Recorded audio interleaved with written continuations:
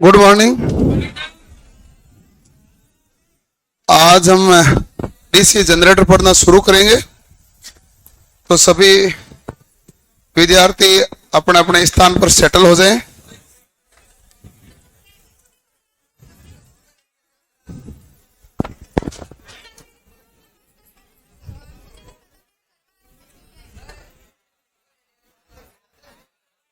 शुभ लो, ठीक है। क्या हुआ, किससे?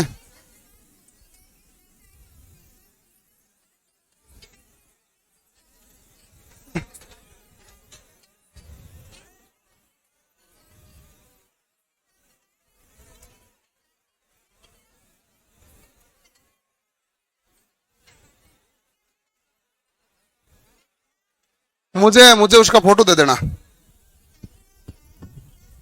मुझे दे देना फोटो, ठीक है।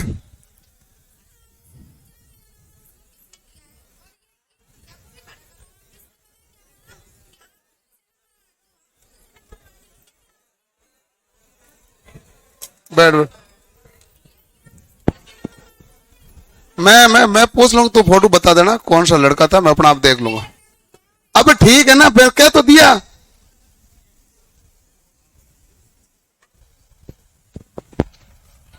हाँ भाई, अब फैराडे का विद्युत चुंबकीय प्रेरण का नियम के बारे में देखेंगे, क्योंकि आज हम स्टार्ट करेंगे डीसी जनरेटर के बारे में। किसके बारे में पढ़ना प्रारंभ करेंगे? डीसी जनरेटर के बारे में, ठीक है। आवाज नहीं भाई, कोई आवाज नहीं करें।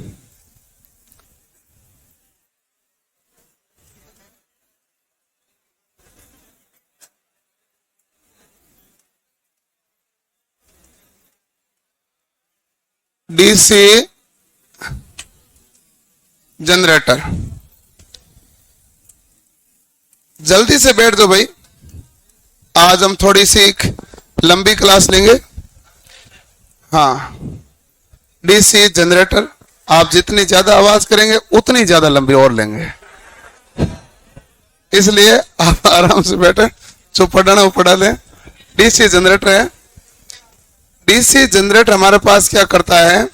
हमारे पास जो यांत्रिक ऊर्जा होती है, उस यांत्रिक ऊर्जा को डीसी विद्युत ऊर्जा में बदलता है।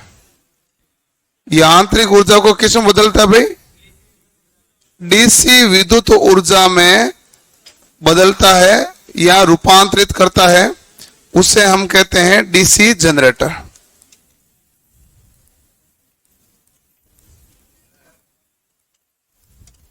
ठीक है, यांत्रिक ऊर्जा को डीसी विद्युत ऊर्जा में रूपांतरित करता है, वो हमारे पास क्या है? DC generator. ठीक है, अब देखो नेक्स्ट अगला मामला डीसी जनरेटर के बारे में आएगा, तो आपको पूछेगा डीसी जनरेटर हमारे पास कौन से सिद्धांत पर कार्य करता है। क्योंकि पार्ट्स तो हमने सारे देख लिए थे। हमने देख लिया स्टेटर क्या होता है, हमने देख लिया रोटर क्या होता है, हमने ये भी देख लिया वो किससे बना हुआ होता है। ठीक है, तो अब हम देखते हैं इसके सिद्धांत के बारे में। अब हम देखते हैं सिद्धांत के बारे में। सिद्धांत इसका क्या होता है? तो आप कहेंगे फैराडे के विद्युत चुंबकीय प्रेरण के सिद्धांत पर कार्य करता है। किसके? फैराडे के विद्युत चुंबकीय प्रेरण। फैराडे के विद्युत चुंबकीय प्रेरण के सिद्धांत पर कार्य करता है। अब फैराडे का विद्युत चुंबकीय प्रेरण का सिद्धांत होता क्या है, इसको आपको बेसिक नॉलेज में देखना पड़ेगा। आप जानते हैं कि स्टेटर में हमारे पास क्या होता है? चुंबकीय क्षेत्र होता है। इस चुंबकीय क्षेत्र को किसके द्वारा काटा जाता है? आर्मेचर के द्वारा काटा जाता है। जब स्टेटर को चुंबकीय क्षेत्र के द्वारा, मतलब जो स्थिर चुंबकीय क्षेत्र को आर्मेचर के द्वारा काटा जाता है, तो आर्मेचर में विद्युत वाहक बल उत्पन्न होगा, और विद्युत वाहक बल उत्पन्न होगा, वही बाह्य परिपथ को सप्लाई दी जाएगी। ये जनरेटर का कार्य है। तो जनरेटर का मैं 2 स्टेप लिख देता हूं कि फील्ड वाइंडिंग द्वारा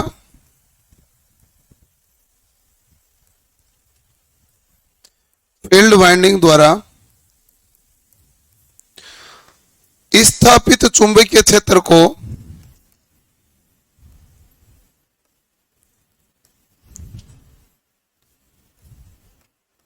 चुंबकीय क्षेत्र कौन स्थापित करता है भाई? फील्ड वाइंडिंग ही करता है। तो फील्ड वाइंडिंग द्वारा स्थापित चुंबकीय क्षेत्र को किसके द्वारा काटा जाएगा? आर्मेचर द्वारा। आर्मेचर द्वारा काटा जाता है,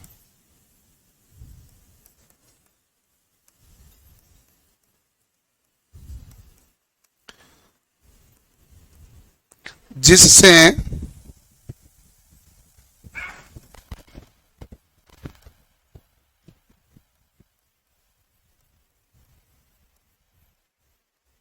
आर्मेचर में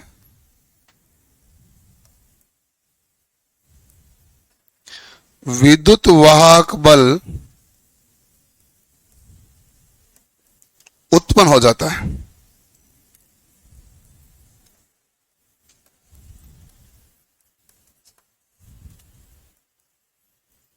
जैसे आर्मेचर में विद्युत वाहक बल उत्पन्न हो जाता है। सबसे पहला मामला है, फील्ड वाइंडिंग द्वारा स्थापित चुंबकीय क्षेत्र को आर्मेचर द्वारा काटा जाता है, जिससे आर्मेचर में विद्युत वाहक बल उत्पन्न हो जाता है। क्या उत्पन्न हो जाएगा? विद्युत वाहक बल। और जनरेटर का कार्य क्या है? यांत्रिक ऊर्जा को विद्युत ऊर्जा में तो विद्युत ऊर्जा में रूपांतरित करना है, तो विद्युत वाहक बल तो चाहिए। तो ये आर्मेचर है जो इस चुंबकीय क्षेत्र को काटेगा, तो आर्मेचर में क्या उत्पन्न हो जाएगा? ईएमएफ, विद्युत वाहक बल उत्पन्न हो जाएगा। अब हम यहां देखेंगे कि जब हमारे पास विद्युत वाहक बल उत्पन्न हो जाएगा तो ये फ्लेमिंग के कौन से नियम पर कार्य करेगा? बाएं हाथ के दाएं हाथ? दाएं हाथ का नियम। अब हम देख लेते हैं फ्लेमिंग का नियम। बाएं हाथ का क्या, दाएं हाथ का क्या, ठीक है? करो नोट, स्टेप बाय स्टेप सब नोट करो और पूरा एकदम स्टेप बाय स्टेप लिखना तरीके से, ताकि डीसी जनरेटर आराम से समझ में आ जाए। डीसी जनरेटर में दो तरीके का मामला होता है। एक होता है डीसी जनरेटर का वर्गीकरण का मामला, और दूसरा मामला होता है जो डीसी जनरेटर में जो दोष आने लगते हैं, आर्मेचर रिएक्शन से स्टार्ट होता है। आर्मेचर रिएक्शन, कम्यूटेशन, स्पार्किंग, चुंबकीय विक्षोभ वगैरह सब कुछ, वो एक दूसरा कंडीशन होती है। और दूसरे कंडीशन के सवाल थोड़े ज्यादा होते हैं। पहले में तो सवाल बनते हिसाब के हैं, दूसरे में ज्यादा बनते हैं। लिखो इसको, लिख लिया? धीरे लिख रहे हैं अभी?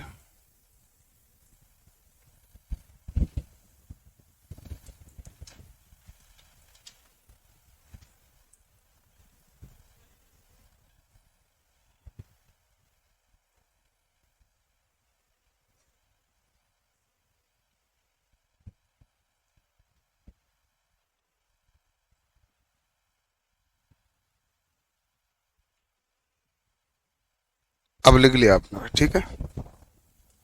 ओके। अब हमारे पास ये डीसी जनरेटर का मामला है। अब देखते हैं फ्लेमिंग का नियम। फ्लेमिंग के आपने देखे थे कितने नियम होते हैं? 2 फ्लेमिंग के नियम।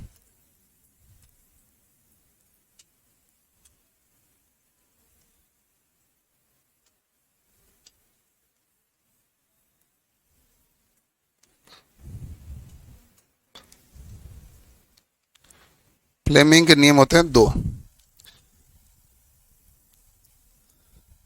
एक हमारे पास होता है बाएं हाथ का नियम, एक होता है दाएं हाथ का नियम। सबसे पहले लिख देता हूं दाएं हाथ का नियम। दाएं हाथ का नियम यानी कि राइट हैंड रूल। दाएं हाथ का नियम क्या हो गया भाई? राइट हैंड रूल, ठीक है? और एक होता है हमारे पास बाएं हाथ का नियम। बाएं हाथ का नियम क्या होगा? Left hand rule.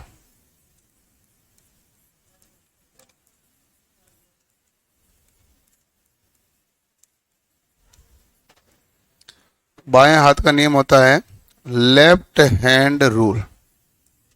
ओके। अब देखो कि हमारे पास दाएं हाथ का नियम क्या होता है और बाएं हाथ का नियम क्या होता है। अरे पढ़ जाना एक जगह, क्या दिक्कत है?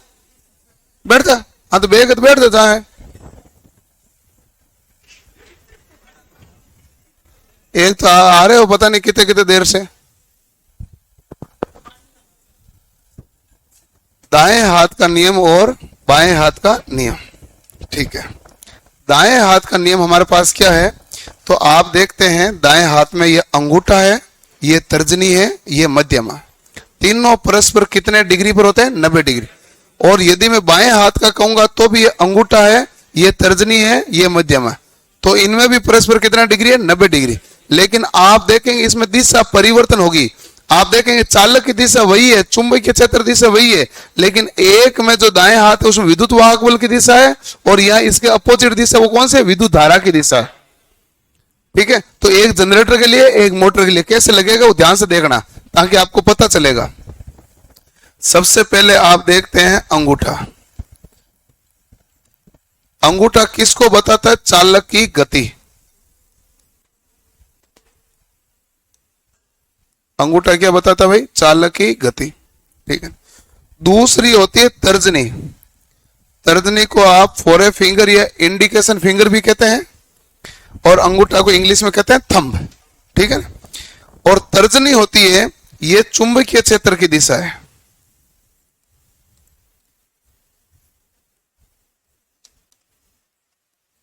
तर्जनी क्या होती है भाई? चुंबकीय क्षेत्र की दिशा। ठीक है,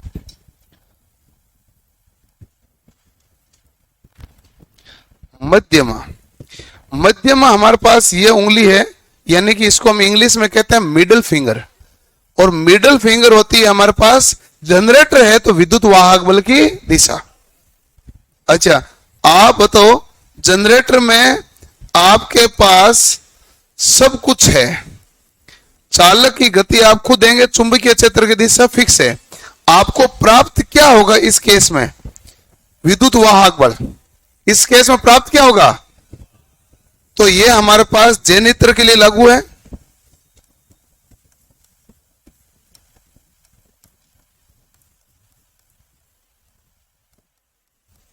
और दूसरा लाइन लिखना ईएमएफ ज्ञात करने के लिए, ईएमएफ की दिशा ज्ञात करने के लिए। इसके द्वारा बाकी दिशा, चालक की गति की दिशा ज्ञात नहीं होती है। ये कहता है भाई जनरेटर है, जनरेटर में प्राइम मूवर चालक की गति तो आप ही देंगे खुद ही, तो ये मैं क्या बताऊं? चुंबकीय क्षेत्र दिशा भी क्या है? फिक्स। आपको तो ये चाहिए ना, जो विद्युत वाहक बल आएगा उसकी दिशा क्या है? आउटपुट हमारे पास क्या आ रहा है? ईएमएफ। तो ईएमएफ की दिशा क्या है? इसलिए ये विद्युत वाहक बल की दिशा ज्ञात करता है। क्या ज्ञात करता है भाई? विद्युत वाहक बल की दिशा। ठीक है, अब हमारे पास इसमें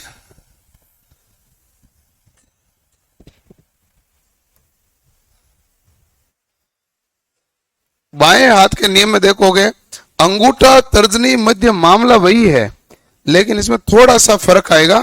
थोड़ा सा फर्क ये आएगा, ये विद्युत वाहक बल की दिशा नहीं है, ये विद्युत धारा की दिशा। क्योंकि हम मोटर को क्या प्रदान करेंगे? विद्युत धारा, और मोटर से हम क्या ऊर्जा प्राप्त करेंगे? यांत्रिक ऊर्जा।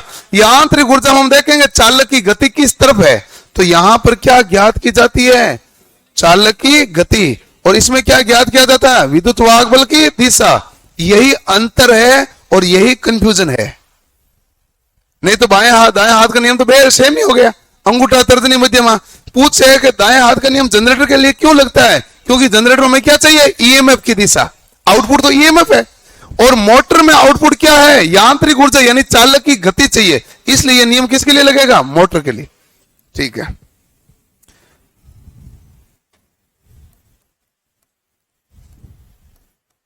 मोटर के लिए लागू।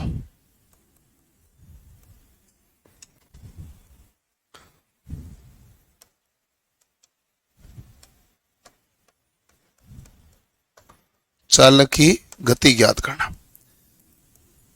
ये इसलिए लाइन एक और लिखी गई है। मोटर में जब मैं विरोधी विद्युत वाहक बल ज्ञात करूंगा तो फ्लेमिंग के बाएं हाथ का नियम लगेगा कि दाएं हाथ का?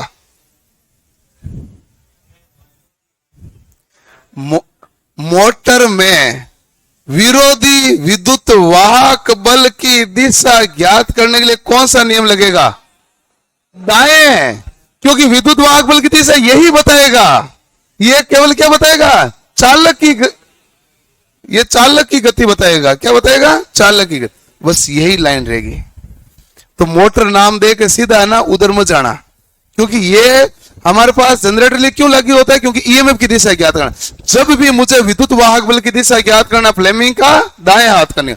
जब मुझे चालक की गति ज्ञात करना, फ्लेमिंग के बाएं हाथ का नियम। और फिर एक सवाल छोटा सा आपका रह भी जाता है कि ये जो अंगूठा, तर्जनी और मध्यमा, चाहे इस तरफ हो चाहे इस तरफ हो, ये हमारे पास क्या होता है भाई? परस्पर 90 डिग्री कोण पर स्थापित। परस्पर कितने डिग्री कोण पर स्थापित होता है? 90 डिग्री कोण पर। तो परस्पर कितना डिग्री कोण पर स्थापित है? 90 डिग्री। तो अंगूठा, तर्जनी, मध्यमा, अंगूठा, तर्जनी, मध्यमा परस्पर 90 डिग्री के कोण पर स्थापित होता है।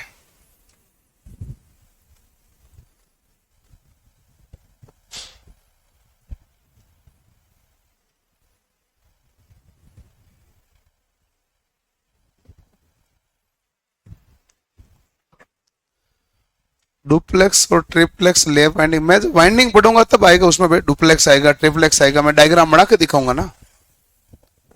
अब फ्लेमिंग में कंफ्यूजन दूर हो गया ना, बाएं हाथ का और दाएं हाथ का। इसमें बाएं और दाएं फ्लेमिंग का जो सवाल है सारा इसके अंदर पड़ा है, और कोई सवाल हो ही नहीं सकता। दाएं हाथ का नियम क्यों लगेगा? विद्युत वाहक बल की दिशा ज्ञात करने के लिए, इसलिए जनरेटर में है। और बाएं हाथ का चालक की गति ज्ञात करता है, इसलिए किसके लिए लागू हो रहा है? मोटर के लिए।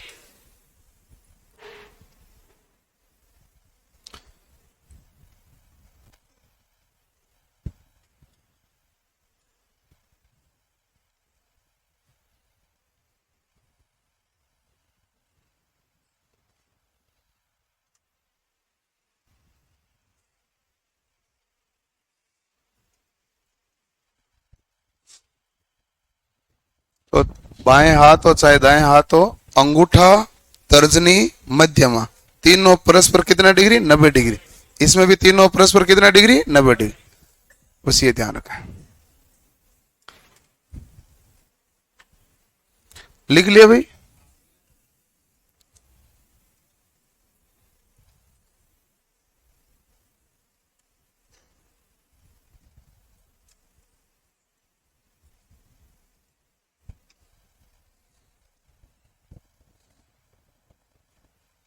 हो गया?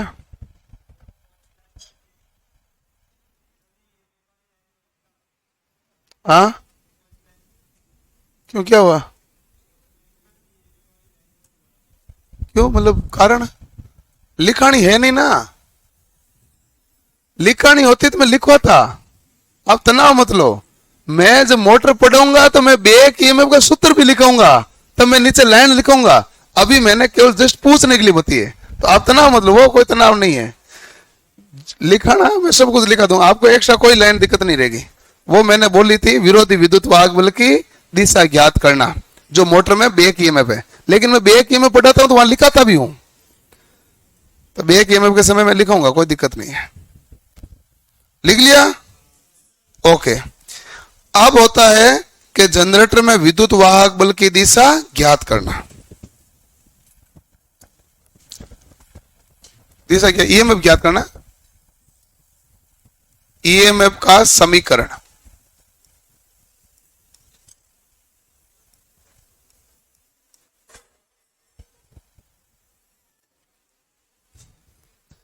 ईएमएफ का समीकरण। अब देखो यहां ईएमएफ क्या होगा भाई? ई बराबर होता है फाई जेड एन बटा 60 गुणा पी बटा ए। फाई जेड एन बटा 60 गुणा पी बटा ए।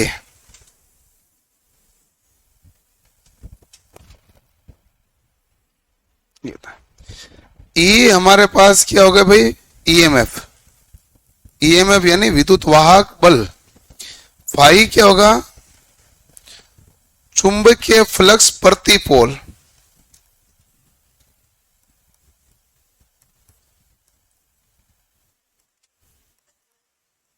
चुंबकीय फ्लक्स प्रति पोल।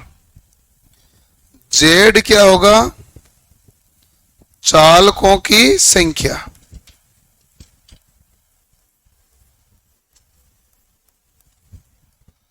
एन हमारे पास क्या होता है भाई?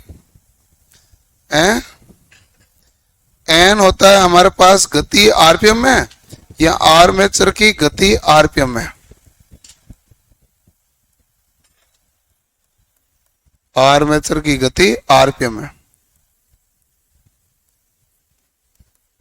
ठीक है। पी क्या होता है भाई? पोलों की संख्या। ए क्या होता है? समांतर पथों की संख्या। क्षेत्रफल नहीं है, कल तो लिखा या क्या होती है? समांतर पथों की संख्या। कल लिखा है ना भाई, लेव वाइंडिंग और वेव वाइंडिंग में। ठीक है। और आप जानते हैं कि आपके पास आर्मेचर वाइंडिंग दो प्रकार की होती है और आर्मेचर वाइंडिंग के आधार पर लेप और वेव वाइंडिंग में समांतर पथों की संख्या डिसाइड होती है। आर्मेचर वाइंडिंग दो कौन सी होती है भाई? एक होती है हमारे पास लेप वाइंडिंग। लेप वाइंडिंग में हमने यही लिखा था, समांतर पथों की संख्या पोलों की संख्या के बराबर। और एक हमने देखा था वेव वाइंडिंग, और वेव वाइंडिंग में समांतर पथों की संख्या कितनी होगी भाई? दो। ठीक है। वेव वाइंडिंग का प्रयोग लेते हैं उच्च विभव व निम्न धारा के लिए, और इसका प्रयोग लेते हैं निम्न विभव व उच्च धारा के लिए। यही था।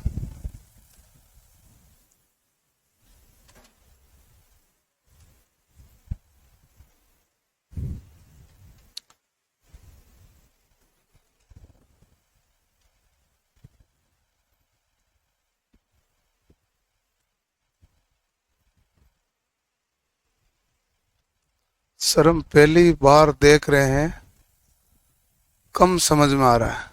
अभी तक आया क्या है? नहीं मैं तो रियलिटी बताऊं, अभी तक आया थोड़ी है कुछ। अभी तक तो एक ही नियम आया, फ्लेमिंग का नियम। स्लाइड तो एक ही ढंग की है, जिसमें कौन सा नियम आया था? फ्लेमिंग का। उसके अलावा विद्युत वाहक बल का समीकरण है। समीकरण तो समीकरण शीर्षक से लिखा है, और इस समीकरण बताया है कि ई क्या है, फाई क्या है, जेड क्या है, एन क्या है, पी क्या है, ए क्या है, कब क्या लेना है। समझने वाला तो कुछ मामला है ही नहीं अभी तक तो।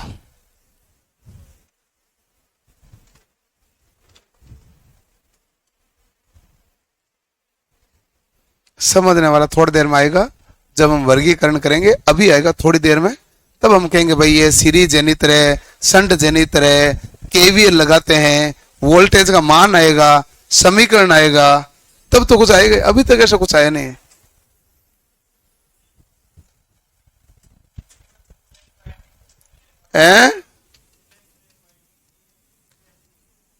डुप्लेक्स और वो देखो, डुप्लेक्स वाइंडिंग, ट्रिप्लेक्स वाइंडिंग या मल्टीप्लेक्स वाइंडिंग है, तो आती तो आर्मेचर की वाइंडिंग है, लेकिन हम जब जनरेटर या मोटर पढ़ते हैं इस समय नहीं पढ़ते, हम वाइंडिंग पेड चैप्टर पढ़ते हैं उस समय हम उसको बारे में पढ़ते हैं। डुप्लेक्स का मतलब डबल करना होता है, ट्रिप्लेक्स का मतलब तिगुना करना होता है। नहीं होते हैं दो पथ। हाँ, इसलिए हम अभी बता भी नहीं रहे हैं। हमने थोड़ी देर पहले एक कमेंट आया था, कोई गुर्जर जी था, उसने खुद के नाम का आगे जी खुद ही लगाया। उनका कमेंट आया था, तभी मैंने कहा ना वाइंडिंग चैप्टर पढ़ते हैं ना, तो उसमें पढ़ते हैं। वाइंडिंग में क्या है, प्योर रूप से वाइंडिंग ही पढ़ते हैं। अभी हमारे इंटेंशन वाइंडिंग पर रखेंगे तो अपने क्या डाइवर्जन ज्यादा हो जाता है, इसलिए विशेष फोकस रखते हैं, मिक्स नहीं करते ना चीजों को। अपने ऑलरेडी चीजें मिक्स हो जाती है तो दिक्कत हो जाती है, इसलिए हम मिक्स कम से कम करते हैं। लिख ले भाई, ठीक है। तो हमारे पास विद्युत वाहक बल का समीकरण फाई जेड एन बटा 60 गुणा पी बटा ए। क्योंकि आपको पता है कि स्टेटर है, उसमें पोल लगा है, पोल पर फील्ड वाइंडिंग है, फील्ड वाइंडिंग को आर्मेचर चालक काटेगा। भाई आर्मेचर को घुमाओगे ना तो आर्मेचर उसको काटेगा, काटेगा तो आर्मेचर में क्या उत्पन्न होगा, विद्युत वाहक बल। वो ये विद्युत वाहक बल है। तो ये किस किस पर निर्भर करेगा विद्युत वाहक बल, तो आप कहेंगे चुंबकीय फ्लक्स पर निर्भर करेगा, चालकों की संख्या पर निर्भर करेगा, और जो कितना स्पीड से घुमाओगे इस पर भी निर्भर करेगा, पोलों की संख्या और समांतर पथों की संख्या, यानी कि कौन सी प्रकार की वाइंडिंग है इस पर भी निर्भर करेगा।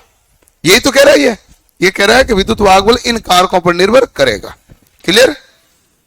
ये लो सवाल, कितना छोटा किया भाई इसने।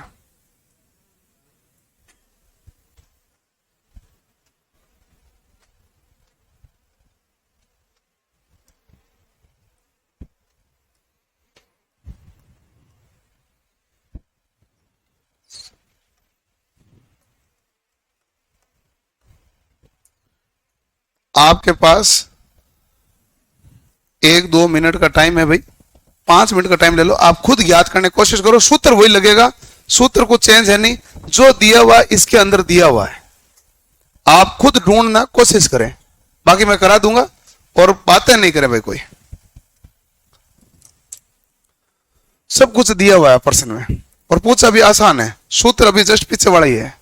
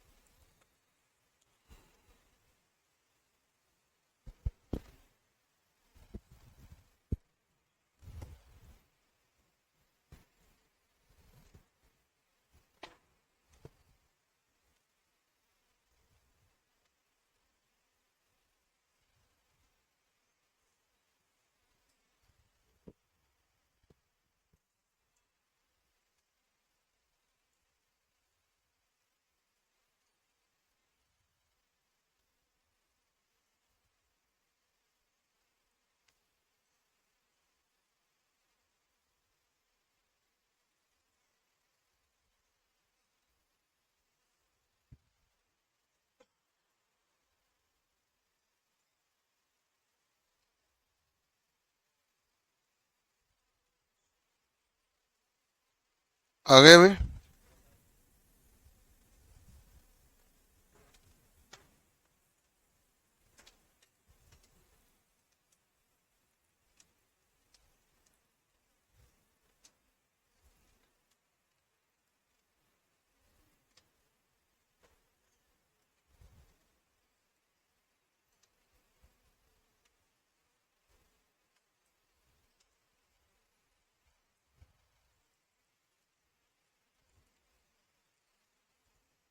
कितना आया?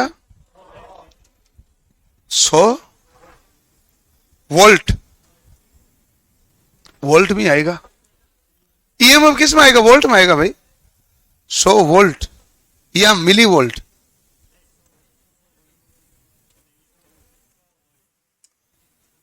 आएगा तो वोल्ट में। वोल्ट है मिली वोल्ट है वो बता दो आप।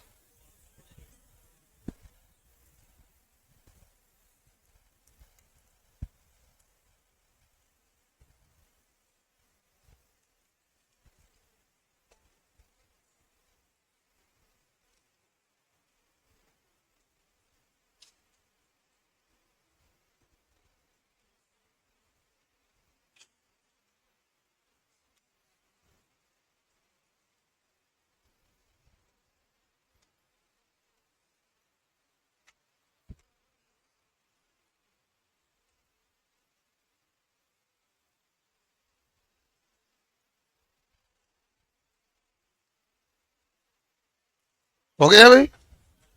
चलो अब मैं इस सवाल को सोल्व कराता हूं। लेप वाउंड 8 पोल है, पोल कितना है भाई? 8। और लेप वाउंड है, लेप वाउंड का मतलब है समांतर पथों की संख्या पोलों की संख्या के बराबर, बराबर कितना है? 8। ठीक है। अगला है आर्मेचर में कितने चालक है? 800। जेड बराबर कितना हो गया? 800। ठीक है। और फ्लक्स का मान है 15 मिली वेबर।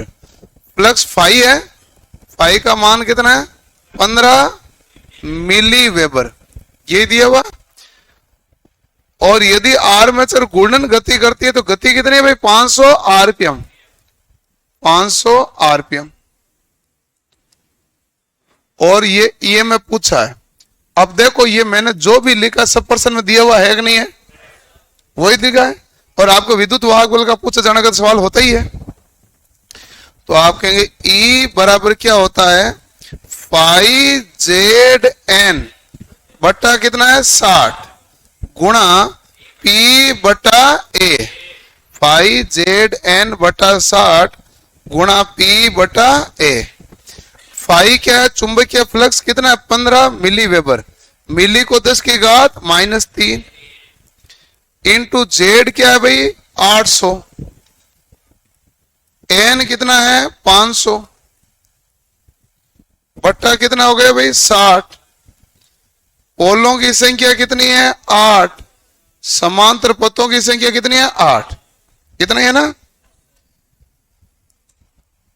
अब देखो 1 0 से 1 0 कैंसिल, यहां तो कोई दिक्कत नहीं।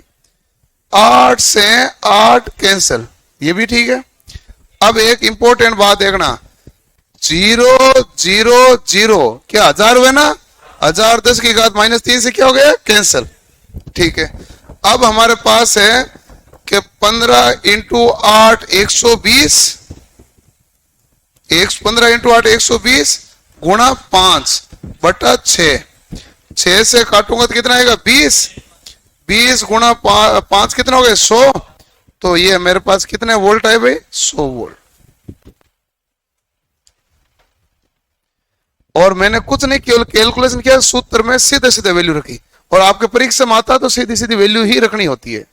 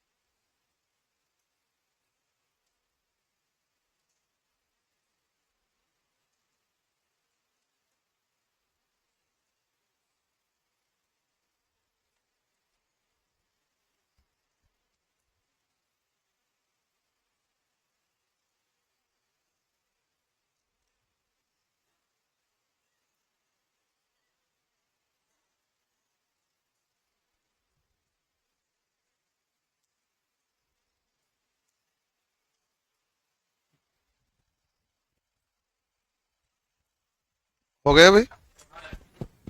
ठीक है,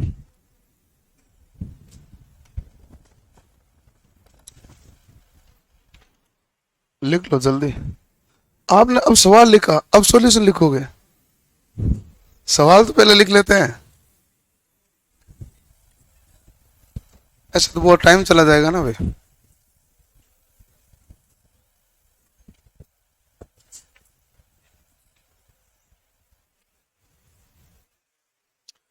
ये सवाल साथ के साथ कर लेना भाई, थोड़ा सा जनरेटर आसान ही लगे।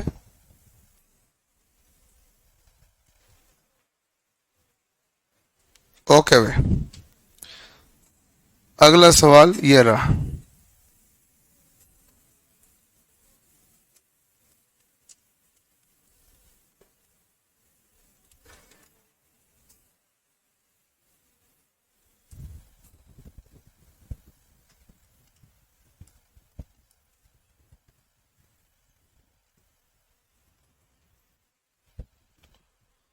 करो सवाल।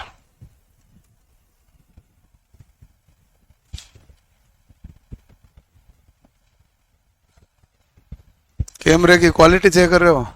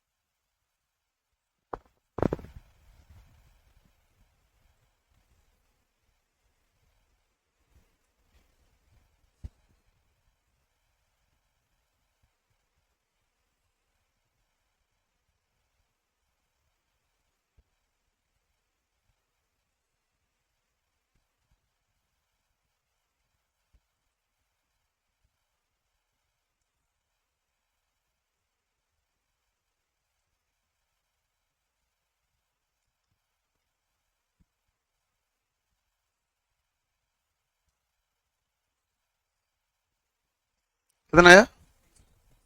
336, 136।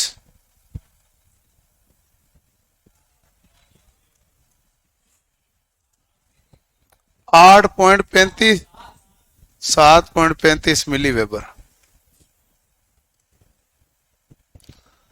आप वाला मामला थोड़ा ठीक दिख रहा मुझे।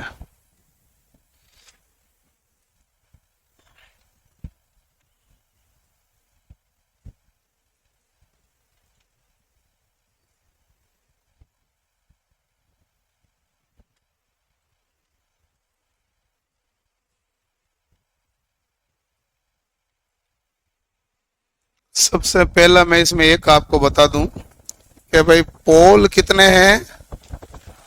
4। वेव वाइंडिंग है तो समांतर पथों की संख्या कितनी है? 2। आर्मेचर चालक कितने हैं? ये इंपॉर्टेंट बात है। ये कह रहा है कि हमारे पास टोटल खांचे कितने हैं? 51। स्लॉट मतलब खांचे, टोटल कितने स्लॉट है? 51। और प्रत्येक स्लॉट में कितने चालक हैं? 20। तो बताइए कुल चालक कितने हो गए? 51 गुणा 20।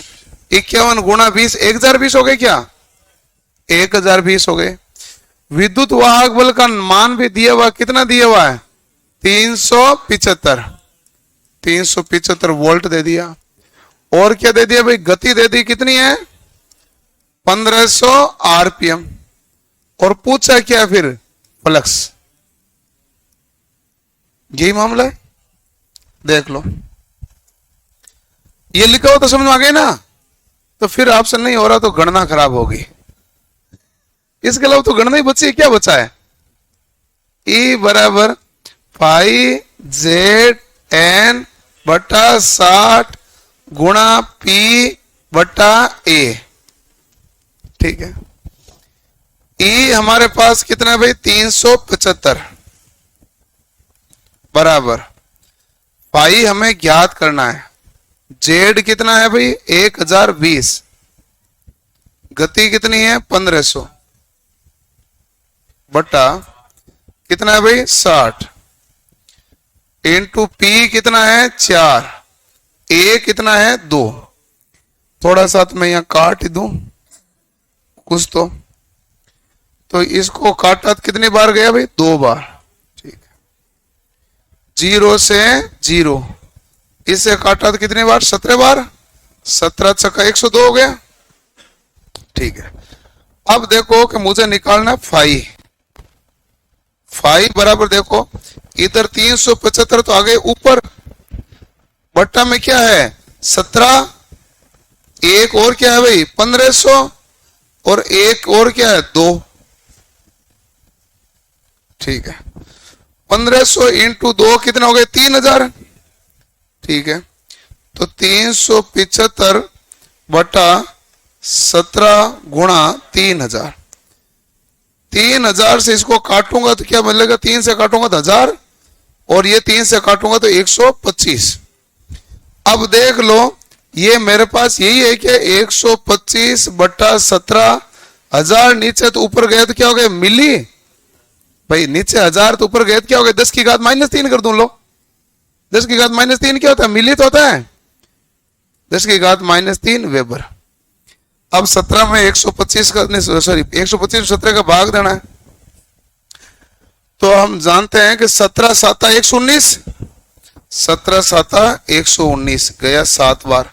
पीछे कितना बच गया भाई 6 60 60 है तो 70 तिये 51, ठीक है ना।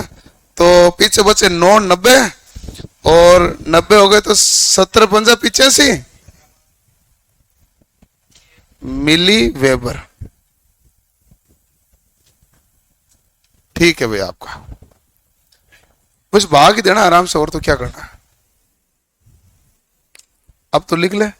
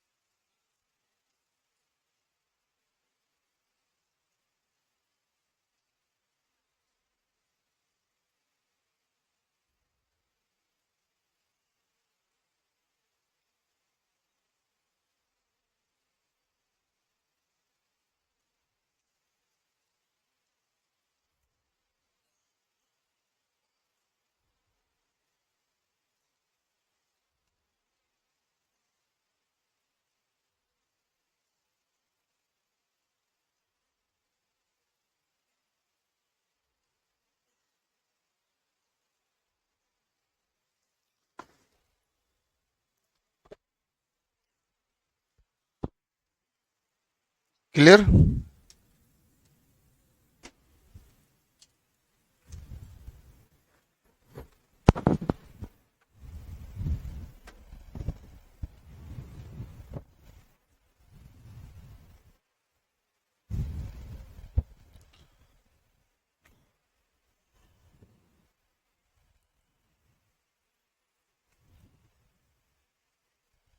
चलो अब हमारे पास आता है नेक्स्ट एक सवाल मैं दे देता हूं, मेरे पास पड़ा है।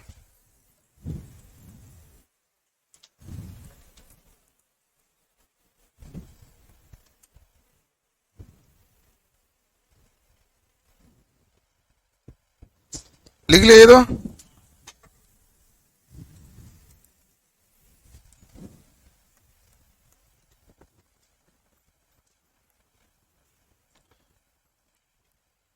एक 4 पोल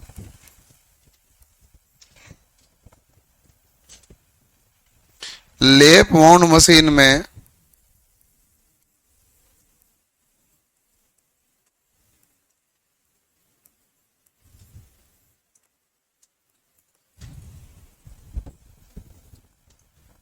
एक 4 पोल लेप माउंट मशीन में एक चालक का प्रतिरोध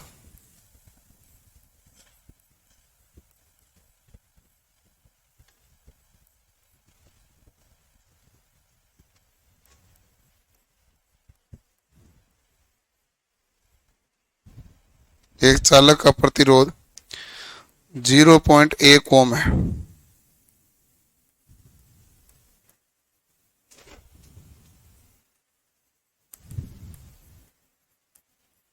तथा चालक संख्या 48 है,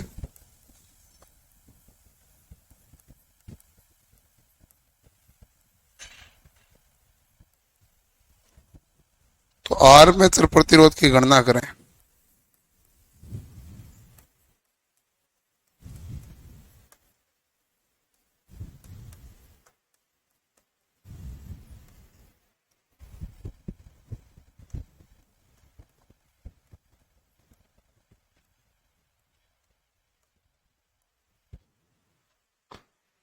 ये सवाल है।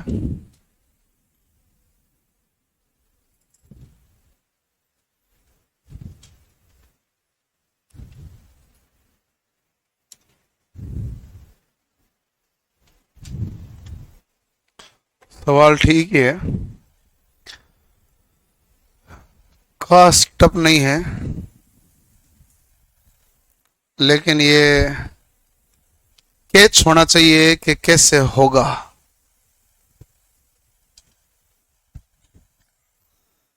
आपको मैं एक हिंट दे देता हूं कि समांतर पथों की संख्या 4 है, तो वो तो क्या होगा, आप कहोगे हमें भी दिखता ही है, कि वो दिखता है तो उत्तर भी आएगा।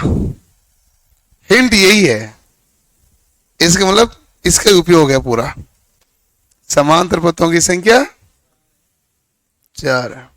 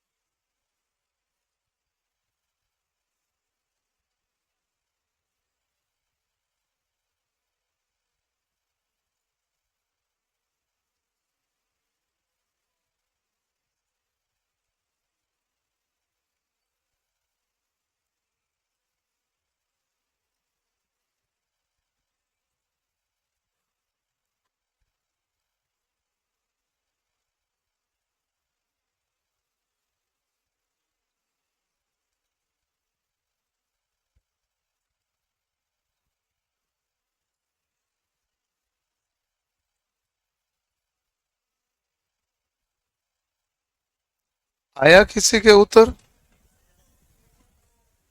है? 1.2 ओम। क्या लगता है, इनके सही है या नहीं, गलत है?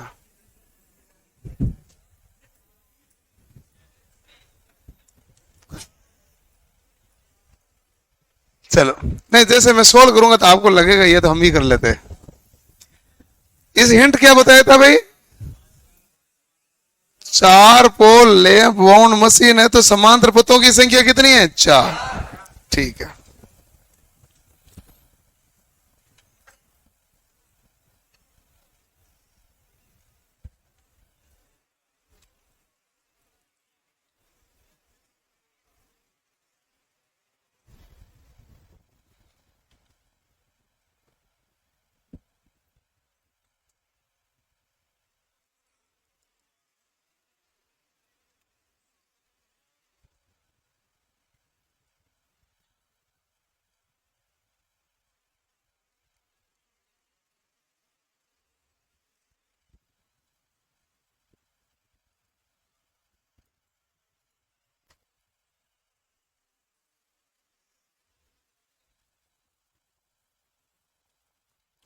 समांतर पथों की संख्या क्या है? 4।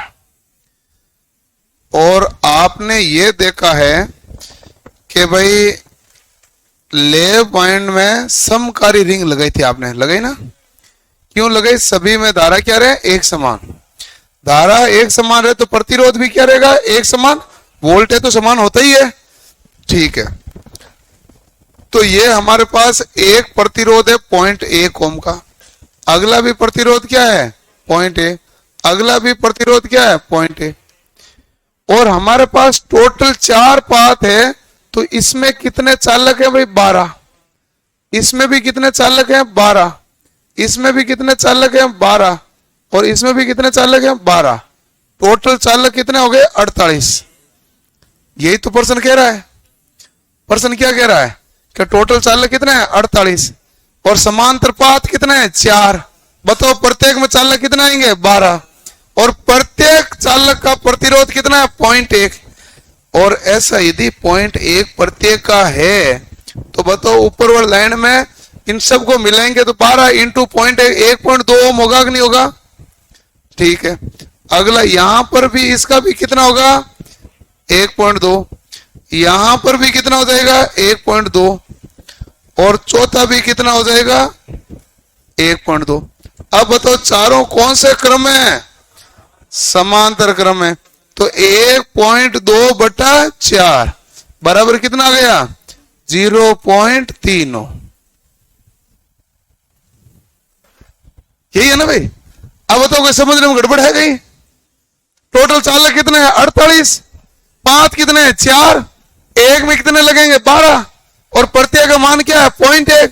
तो 12 इंटू 0.1 1.2 1.2 1.2 1.2 और 1.2 समांतर क्रम हो गया। कुल कितना है? 0.3। इसका हिंट क्या है कि लेफ्ट बाउंड है तो समांतर पथ कितने हैं? 4। बस यही हिंट है, उसी पे काम हुआ सारा। आसान है ना?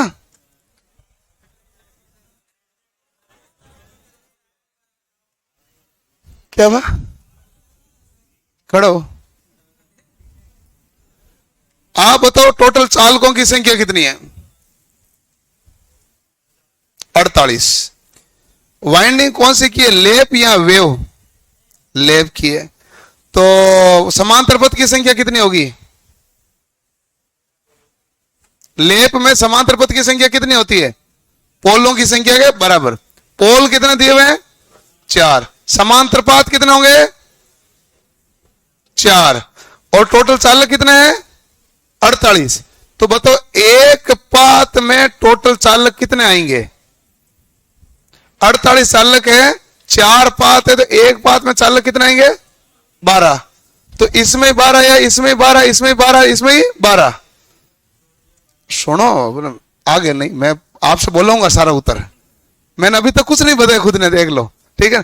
अच्छा कितने हैं भाई? 12। एक चालक का प्रतिरोध कितना ओम है? 0.1।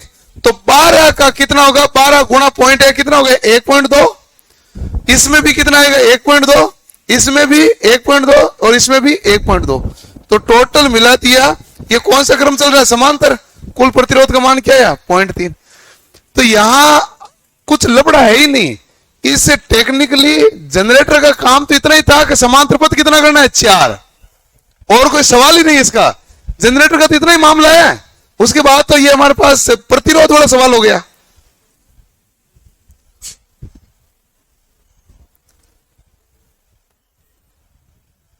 तो इन्होंने 1.2 निकाला लेकिन बट्टा 4 करना रह गया। तुम्हारा 0.3 है या 1.2 ही है ना? क्या फोन आ रहा है? इधर लो।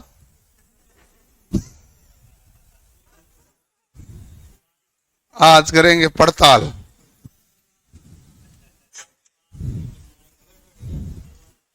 आ ही नहीं रहा। लो खोलो, देखें फोन आ रहा है कि नहीं आ रहा है?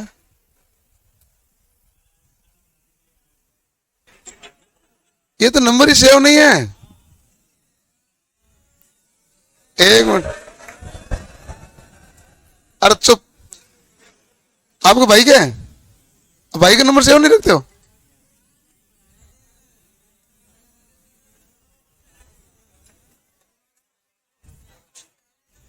बाकी सबके तुम नंबर सेव रखते हो? देखो, हैं?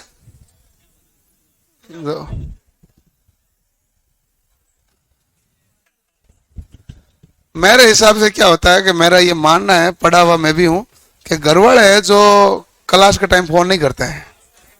ये मेरा विशेष मानना और मैं इसी बात पे रहता हूं। हैं? नहीं भाई, आप इतने सारे पढ़ते हैं तो घर वालों को यदि पता होता ना तो इस टाइम फोन नहीं करते हैं, वो आपको इवनिंग में फोन कर देंगे। सुबह भी नहीं करते ही होंगे, सुबह नहीं करते हैं, शाम को ही करते हैं।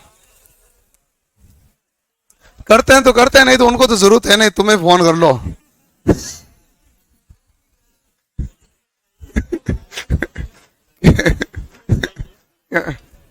मेरा तो काम है नहीं तेरे से। बाकी जो भी फोन है घर वाले शाम को फोन करते हैं, क्योंकि क्लास के टाइम पर सामान्यतः फोन नहीं आता है।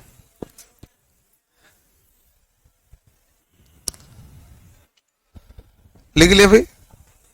ओके, अब हम इसका वर्गीकरण देख रहे हैं। क्या देख रहे हैं? वर्गीकरण। ठीक, क्या क्या ये डॉट डॉट डॉट डॉट क्या है?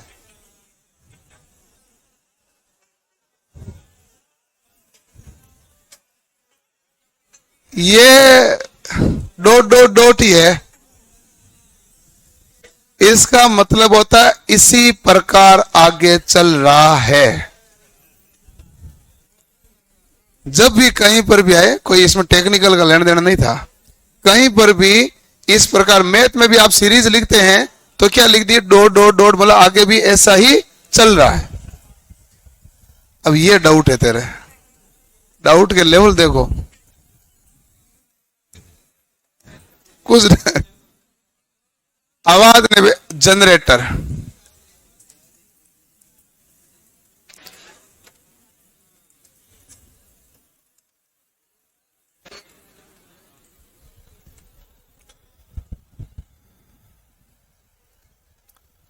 जनरेटर हमारे पास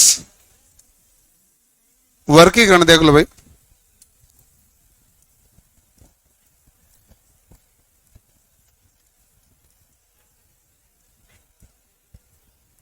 प्राइम मूवर के आधार पर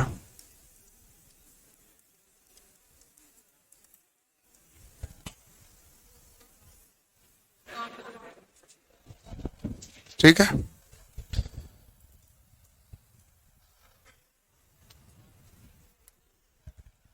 प्राइम मूवर के आधार पर, प्राइम मूवर के आधार पर होते हैं हमारे पास क्या है?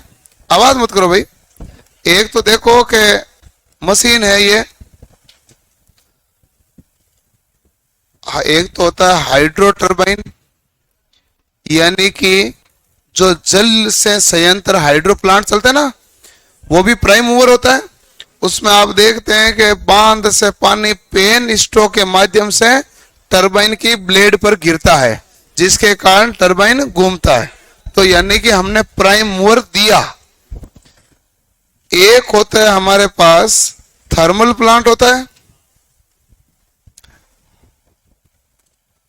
या थर्मल संयंत्र लिख दो। इसमें भी क्या होता है कि थर्मल संयंत्र में आप देखते हैं कि एक हमारे पास बहुत सारे कोयल हमें चाहिए होता है, और एक वहां पर पानी आता है नलिकाओं में बहता हुआ, बड़े बड़े पाइपों में। वो पाइप गर्म होते हैं तो वो पानी क्या होगा? गर्म। 100 डिग्री सेल्सियस पानी गर्म होगा तो क्या बनेगा? भाप। भाप जब बहुत ज्यादा बनेगी तो वो भाप जाएगी टरबाइन के ऊपर, तो ताप भी ज्यादा हो गया था। ताप ज्यादा होने से दाब भी क्या हो गया? ज्यादा। और अब वो टरबाइन पे जाएगी, टरबाइन पर बहुत ज्यादा दाब लगेगा तो टरबाइन क्या होगी? घूमेगी, और टरबाइन घूमेगी तो हमारे पास थर्मल संयंत्र काम करता है। यही तो होता है उसमें। और क्या होता है? कोयले का प्रयोग क्या करते हैं? पानी को गर्म करना, यानी पानी को क्या बनाना था? भाप। और भाप से हमारे पास क्या बढ़ेगा? दाब। दाब बढ़ेगा तो संयंत्र चलेगा। या आपने देखा होगा डीजल इंजन, इसमें भी यही होता है। शुरुआत में तो आप प्राइम मूवर दे के चालू करते हो, फिर कहते हैं यार मैं कितनी देर घुमाऊंगा, डीजल जला दो इससे अच्छा। है तो जनरेटर ना भाई, यहां तो वो डीजल मत चलो, आप खुद ही लगे रहो, घुमाते रहो, डीजल जलेगा नहीं। यहां आंतरिक ऊर्जा आपने दी है तो विद्युत ऊर्जा आपको मिलेगी। आप कहते हैं मैं कितनी देर चलाऊंगा, तो आप कहते हैं मेरी जगह ईंधन जलेगा। यही मामला हुआ। ये मशीनें भी, यांत्रिक मशीनें जितनी भी चलती है, बाइक है, गाड़ी है, इसमें ईंधन जलता है, कार्य तो यांत्रिक शक्ति का ही कर रहा है। तो डीजल इंजन इमरजेंसी में हम ज्यादातर इसी का प्रयोग करते हैं। दूसरा हमारे पास जनरेटर होता है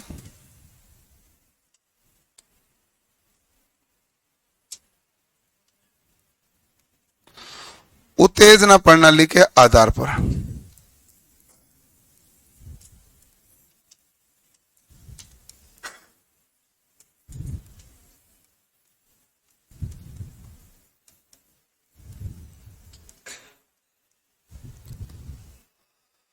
उत्तेजना प्रणाली के आधार पर वर्गीकरण है जो दो प्रकार से हैं।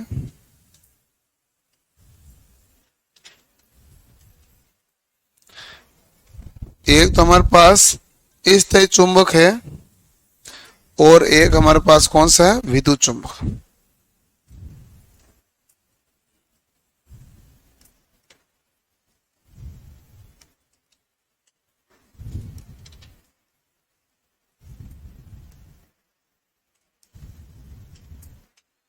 विद्युत चुंबक। दूसरी हमारे पास होती है स्थायी चुंबक। स्थायी चुंबक तो हम नहीं के बराबर काम में लेते हैं।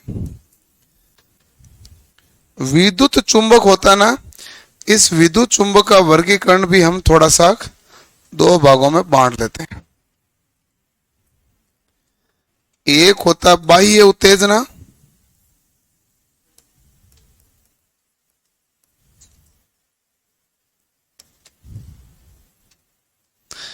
एक होता स्व उत्तेजना प्रणाली।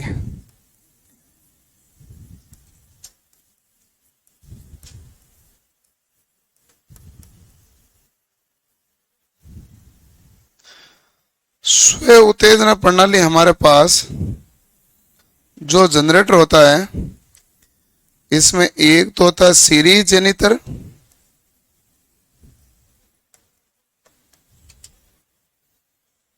एक होता है संट,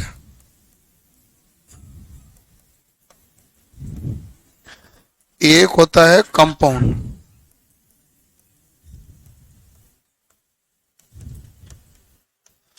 और अब हम यहां पर जो पढ़ने वाले हैं वो एक बाह्य उत्तेजना प्रणाली को सीरीज जेनिटर, संट जेनिटर और कंपाउंड, इन्हीं को ही पढ़ेंगे। क्लियर? ये तो प्राइम मूवर वाला तो हम पढ़ते हैं पावर सिस्टम में।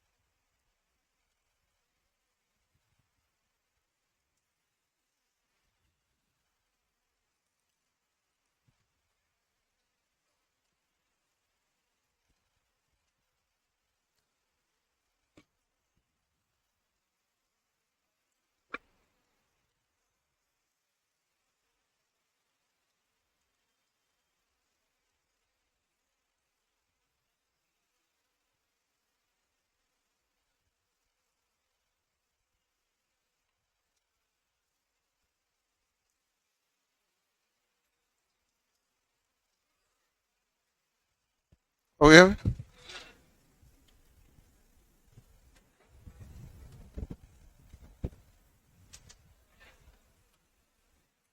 रुको भाई, आप कहीं नहीं जा सकते। अब लिख लिया? अब लिखे हैं बाह्य उत्तेजना प्रणाली। और अब आवाज मत करना, कॉन्सेप्ट का ध्यान रखना। यहां से आपकी इक्वेशन बननी प्रारंभ होगी, नई इक्वेशन और नए कॉन्सेप्ट बनने प्रारंभ हो गए। तो हेडिंग डालो बाह्य उत्तेजना प्रणाली।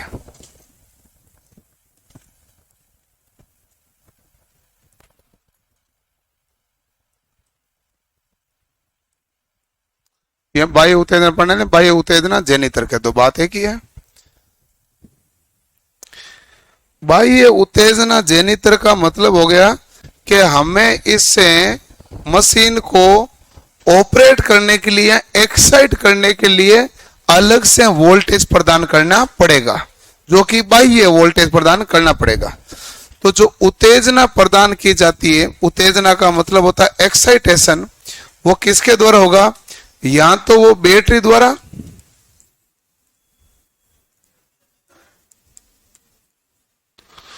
और या फिर आप बाह्य अल्टरनेटर या बाह्य जनरेटर लगा दो, या फिर आप कहेंगे अतिरिक्त अल्टरनेटर या जनरेटर।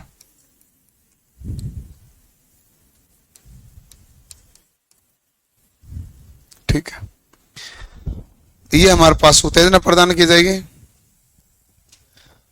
इसमें हमारे पास क्या है? जो विभव प्रदान करेंगे उसका मान क्या रहेगा? नियत। विभव प्रदान करेंगे उसका मान नियत है, तो धारा का भी मान क्या होगा? नियत। और धारा का मान नियत है तो फ्लक्स भी क्या होगा? नियत। क्योंकि किसी कुंडली में धारा का मान बढ़ेगा तो फ्लक्स बढ़ेगा, धारा का मान घटेगा तो फ्लक्स घटेगा। धारा का मान ही नियत है तो फ्लक्स भी क्या रहेगा? नियत।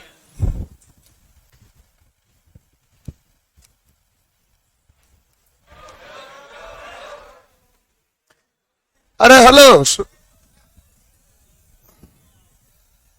नहीं, उससे मेरे सवाल पूछना था एक, मतलब आया क्या काम था? उस मेरा तो कुछ जाता है नहीं इसमें।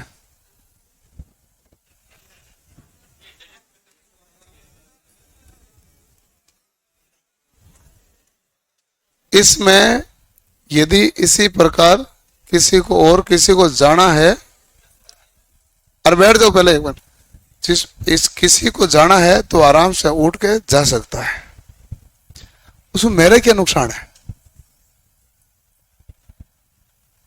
और तो अभी क्या है कि भर्ती नहीं आई है, अभी भर्ती आएगी तो ढूंढते घूमते हैं मास्टर को, तो पढ़ाना वाला मिल जाए। मैं तो आपको रियल बताऊं ना कि अब तो यहाँ इधर तो बहुत ज्यादा विद्यार्थी होते हैं, सब कुछ होता है, सब सिस्टम है। जोधपुर में मैंने सर्दियों में सुबह 5:30-6 बजे पढ़ाया ड्राइंग और वर्कशॉप कैलकुलेशन, सर्दियों में, दिसंबर में। मेरे पास टाइम था नहीं, और पूरा घूमे तो टीचर मिले नहीं, CBT 2 माते आ जाए, एडमिशन ही मिले नहीं। ठीक है ना? अभी तो देना पड़ता एड, हम बैच स्टार्ट कर रहे हैं, आ जाइए। उस समय लगानी पड़ती है लाइन। आप पहले पढ़ रहे हैं तो आराम से पढ़ें, ताकि उस समय बैठ के तसल्ली से आप प्रैक्टिस करें, टेस्ट दें, रिवीजन करें। क्योंकि उस समय होती है भीड़ भाड़, उसमें न तो बैठने का ध्यान रहता, जरूर जगह रहती है, कोई जगह नहीं रहती, चाहे कितने बड़े हॉल हो, सब कुछ भर जाते हैं।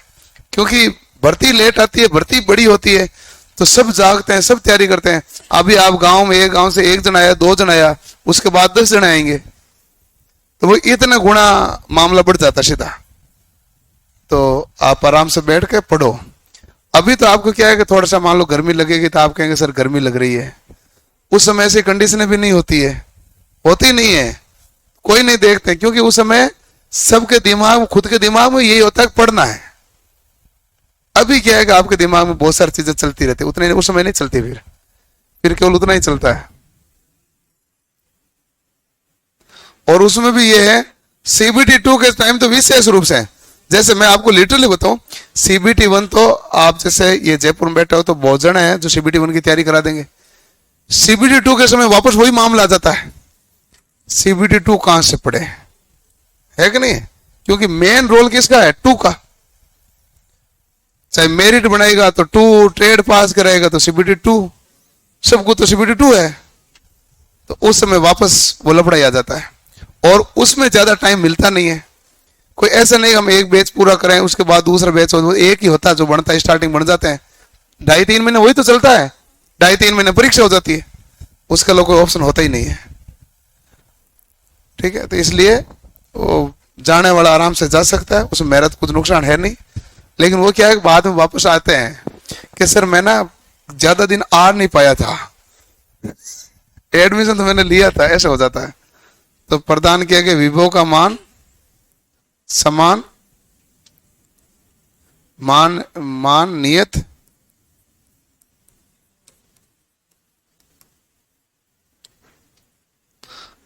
अतः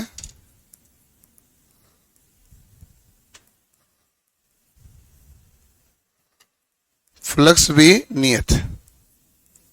ठीक है, अब देखो कैसे लगाए हमने।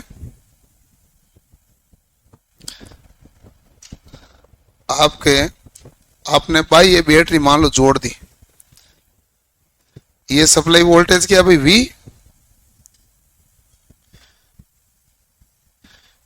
ये किसको दिया भाई? एक वाइंडिंग को दिया, ये हमारे पास कहलाएगी फील्ड वाइंडिंग। फील्ड वाइंडिंग में धारा है IF, फील्ड वाइंडिंग में धारा होगी तो फील्ड धारा IF, और यहां क्या बनेगा? चुंबकीय फ्लक्स। यहां क्या बनेगा? चुंबकीय फ्लक्स। अब हमारे पास एक आर्मेचर होता है, वो यहां लगता है,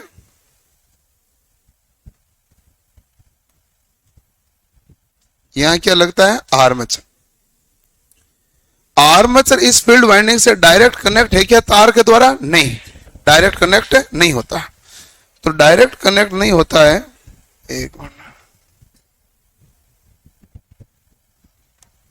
डायरेक्ट कनेक्ट नहीं होता है, तो अब हमारे पास क्या होगा? इसमें धारा का प्रवाह होगा तो चुंबकीय फ्लक्स बनेगा। ये चुंबकीय फ्लक्स किसको काटेगा? आर्मेचर को। तो आर्मेचर को काटेगा तो आर्मेचर में क्या उत्पन्न होगा? विद्युत वाहक बल। आर्मेचर को काटेगा तो आर्मेचर में विद्युत वाहक बल। भाई ये उत्तेजना इसलिए देखो जुड़ा हुआ है क्या? नहीं। ठीक है, और अब ये सप्लाई जाएगी लोड को। लोड हमारे पास क्या कहलाता है? RL। ये हमारे पास RA होता है प्रतिरोध, किसका? आर्मेचर का। क्योंकि अभी भी आपने एक सवाल किया था, आर्मेचर का प्रतिरोध 0.3 ओम आया कि नहीं आया? आर्मेचर का प्रतिरोध निम्न मान का प्रतिरोध होता है, यानी कि मान सामान्यतः हमेशा 1 से कम होता है, लेकिन प्रतिरोध होता है, और प्रतिरोध होगा तो थोड़ी ना तो बाधा उत्पन्न करेगा। तो यह है आर्मेचर का प्रतिरोध। ठीक है, और यह है हमारे पास जिसमें विद्युत वाहक बल उत्पन्न होगा EG। ठीक है, अब देखो ध्यान से भाई, अब जब हमारे पास यहां से चुंबकीय फ्लक्स उत्पन्न होगा, ये चुंबकीय फ्लक्स किसको काटेगा? आर्मेचर को। तो आर्मेचर में हमारे पास क्या उत्पन्न हो जाएगा? विद्युत वाहक बल। एक मिनट, आर्मेचर विद्युत वाहक बल उत्पन्न हो जाएगा। अब यहां से विद्युत वाहक बल उत्पन्न होगा तो बाहर जाएगा कि नहीं जाएगा? ये प्लस और ये क्या हो गया? माइनस। ये प्लस और ये माइनस। यहां आउटपुट वोल्टेज लोगे वो क्या कहलाएगा? VL, यानी कि टर्मिनल वोल्टेज है, लोड वोल्टेज। अब यहां से जो धारा है वो आर्मेचर धारा, आर्मेचर से निकल के आ रही है, तो धारा कौन सी है? आर्मेचर। और लोड में जा रही तो कौन सी धारा? लोड धारा। और श्रेणी क्रम में तो धारा क्या होती है? बराबरी। श्रेणी क्रम में आर्मेचर धारा लोड धारा क्या होती है? बराबर होती है। क्लियर करो नोट इसको, फिर मैं इसकी इक्वेशन लिखूंगा।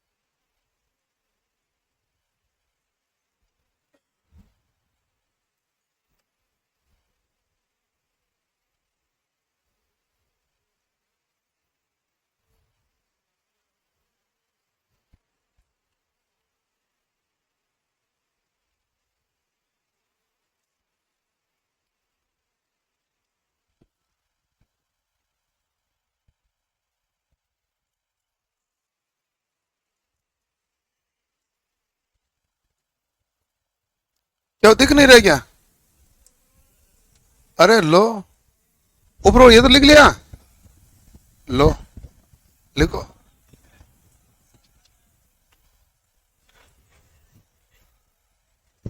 ये तो घर की बात है, इसको तो वापस कर देंगे बाद, छोटा लिखो तो सही।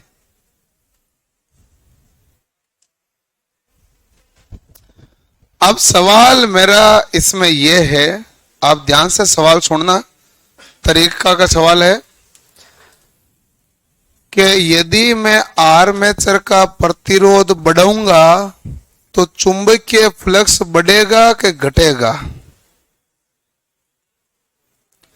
यदि आर्मेचर का प्रतिरोध ज्यादा होता है तो चुंबकीय फ्लक्स बढ़ेगा कि घटेगा?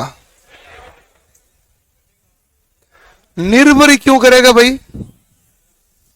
चुंबकीय फ्लक्स तो ये उत्पन्न कर रहा है, बैटरी ये रही, धारा आई, चुंबकीय फ्लक्स उत्पन्न हुआ, चुंबकीय फ्लक्स ने आर्मेचर को काट दिया, यह कि आगे तू जाने तेरा काम जाने, इसको क्या फर्क पड़े? ये आर से जुड़ा हुआ है क्या? इसका कार्य चुंबकीय फ्लक्स उत्पन्न करना। यह किस पर डिपेंड है? वोल्टेज पर। वोल्टेज बढ़ाओगे तो चुंबकीय फ्लक्स क्या होगा? बढ़ेगा। वोल्टेज और बढ़ाओगे चुंबकीय फ्लक्स और क्या होगा? बढ़ेगा। ये आर पर क्यों डिपेंड करेगा? ये तो परिपथ में है ही नहीं इसके आर पर डिपेंड करेगा क्या?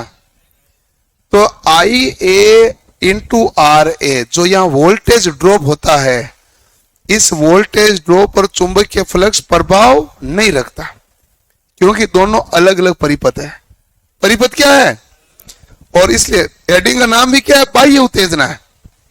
बाह्य उत्तेजना है कि नहीं है? आपने बाहर से एक्साइटेशन दिया, बाहर से फ्लक्स आया, फ्लक्स ने इसको काटा, तो इस फ्लक्स पर क्या प्रभाव पड़ेगा? कोई प्रभाव नहीं पड़ेगा। तो फ्लक्स पर कोई प्रभाव नहीं पड़ता इसमें। एक मिनट में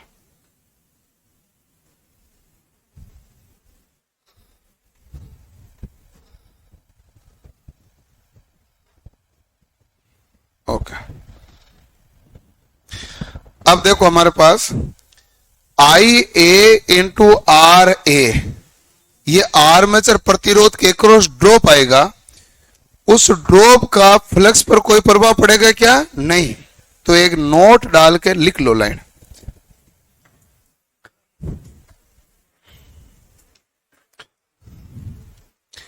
लिखो आई ए इंटू आर ए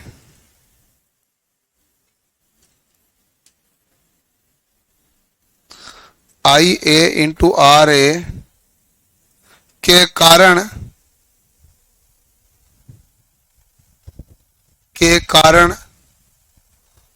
प्राप्त ड्रॉप वोल्टेज का के कारण ड्रॉप वोल्टेज का फ्लक्स पर कोई प्रभाव नहीं होता, कि ड्रॉप वोल्टेज का फ्लक्स पर कोई प्रभाव नहीं होता। ड्रॉप वोल्टेज का फ्लक्स पर कोई प्रभाव नहीं होता।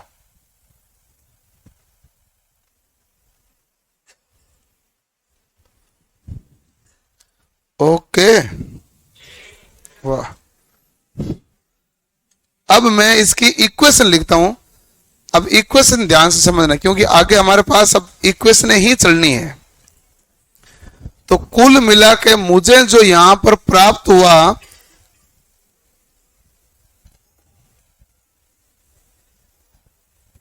वो यही तो परिपथ आपने देखा था।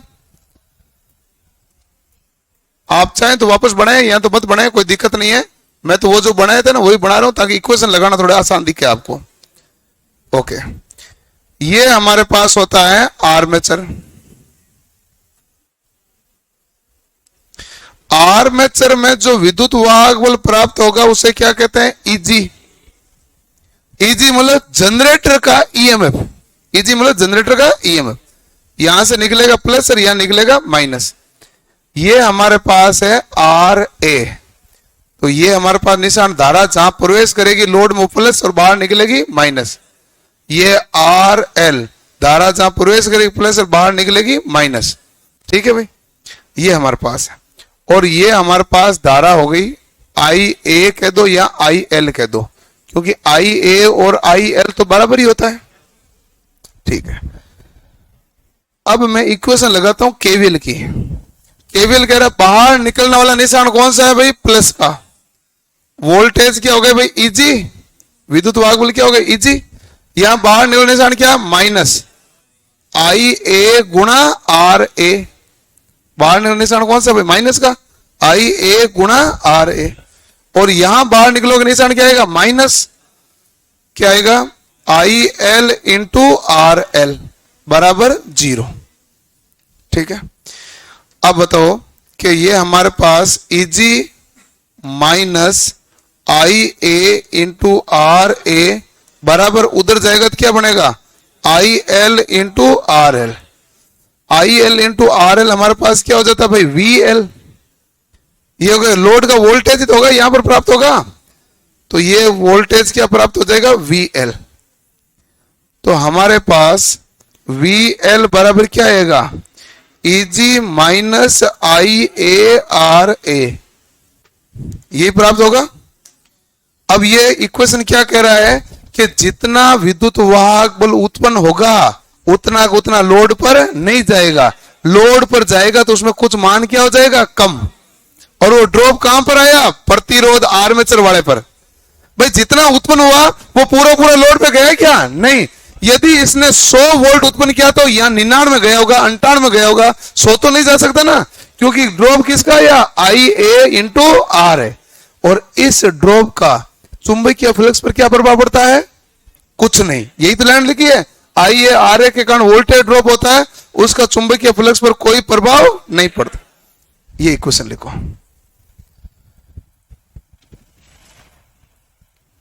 क्या हुआ? अब शुरू हुआ है भाई जनरेटर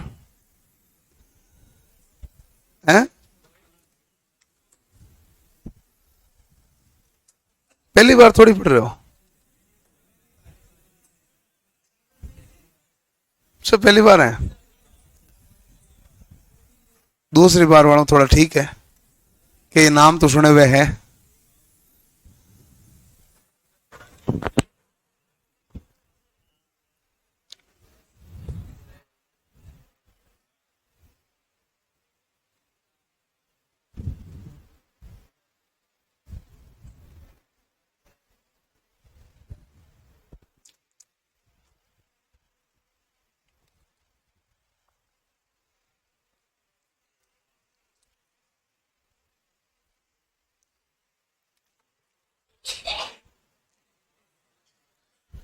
आप देखो कि डेली साथ के साथ प्रैक्टिस किया करो, सवाल किया करो, टेक्निकल आपके लिए थोड़ी आसान हो जाएगी। टेक्निकल जैसे आपके लिए आसान हो जाएगी, आपका एक कॉन्फिडेंस बिल्ड होगा। और परीक्षा निकालने के लिए कॉन्फिडेंस बहुत जरूरी है। ओवर कॉन्फिडेंस बहुत नुकसानदायक होता है, लेकिन आपके तो ओवर वाला मामला ही नहीं है।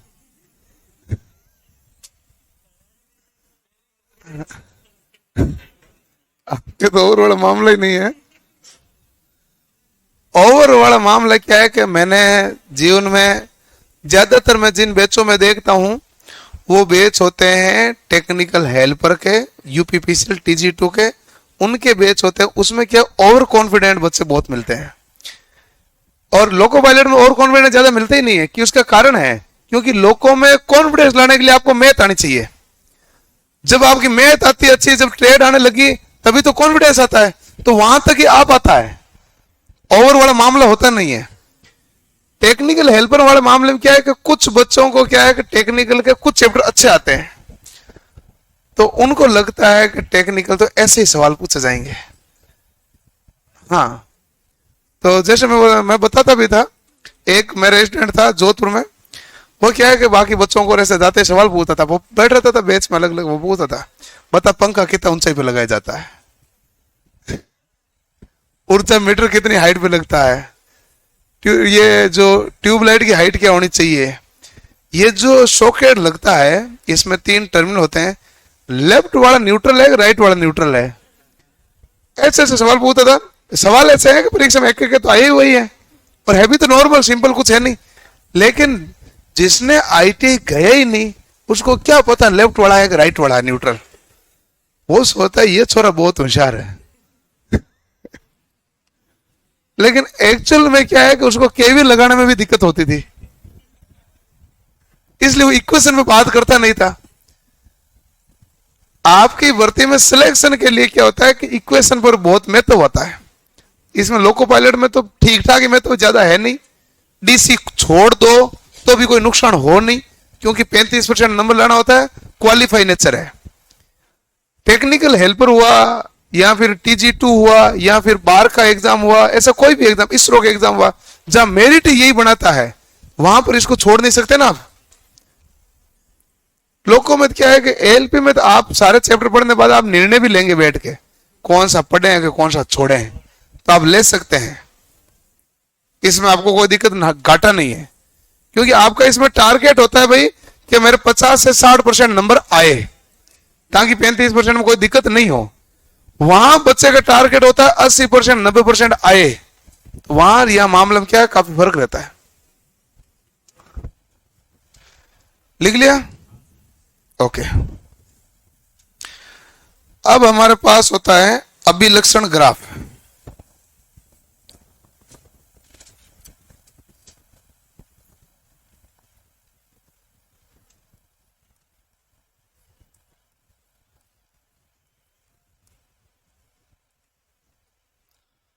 अभिलक्षण वक्र,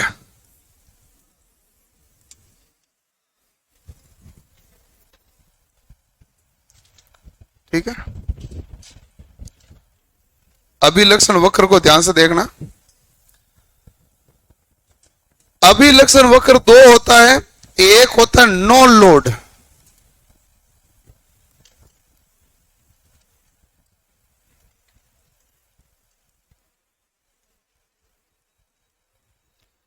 ये कह रहा है लोड जुड़ा हुआ ही नहीं है। क्या कह रहा है? लोड जुड़ा हुआ ही नहीं है। अब बताओ, जिसमें लोड नहीं जुड़ा हुआ तो परिपथ कैसे बनेगा?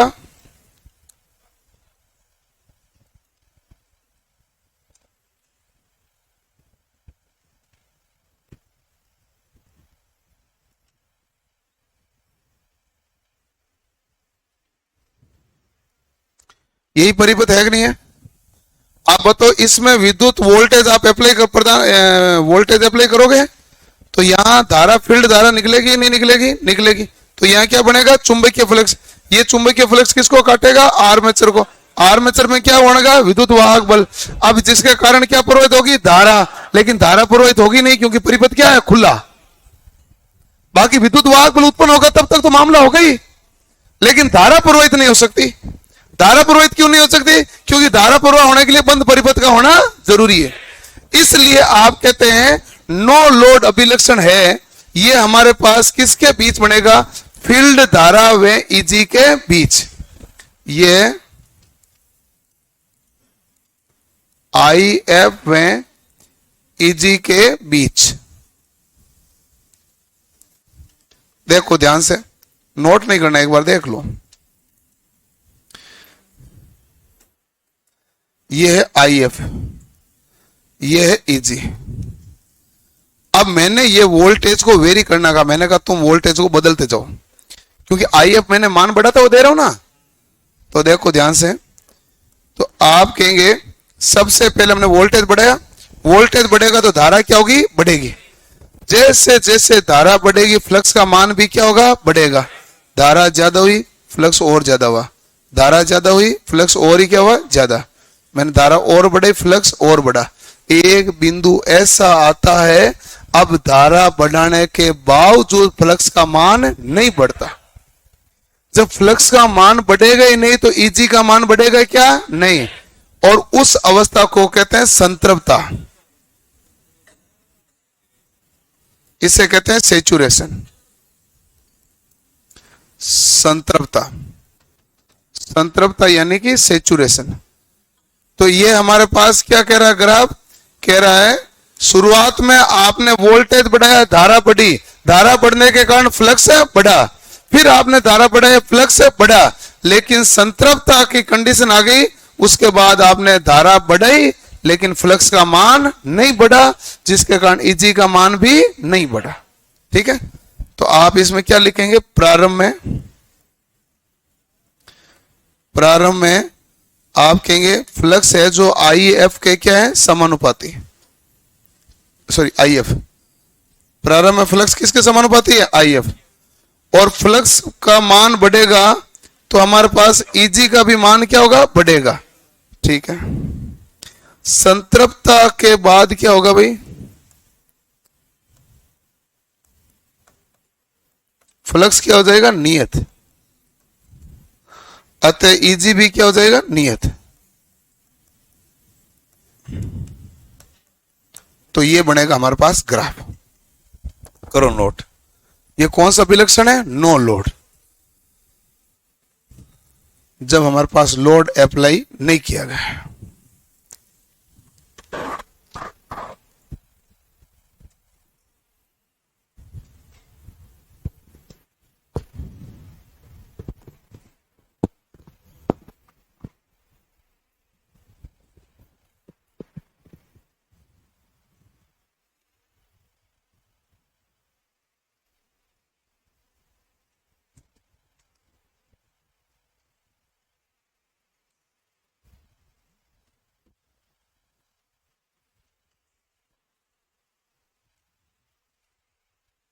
तभी मैं कह रहा था सिंगल फेज की मशीनें आसान है, 3 फेज भी आसान है, उतनी इक्वेशन है दौड़ती नहीं है, इधर इक्वेशन है दौड़ेगी।